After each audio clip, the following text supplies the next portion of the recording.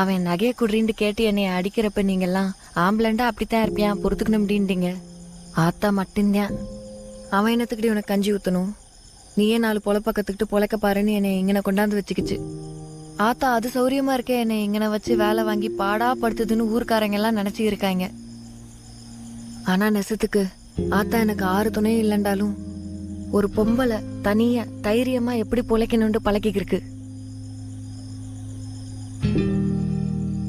இன்னைக்கு என் கையில ஒரு பொழப்பு இருக்கு. என் மயனை நான் கரை சேர்த்துட்டு கௌரவமா வாழ்ந்துருவேன். எனக்கு தைரியம் இருக்கு. இப்ப மட்டும் நான் அழுதேன். ஏண்டே நான் இல்லண்டா உனக்கு பழக்க தெரியாதாடே, அப்படியாடி நான் உன்னை வளர்த்தாண்டு ஆத்தா விளக்கு மத்த எடுத்து என்ன வெளுத்துப்புரும்.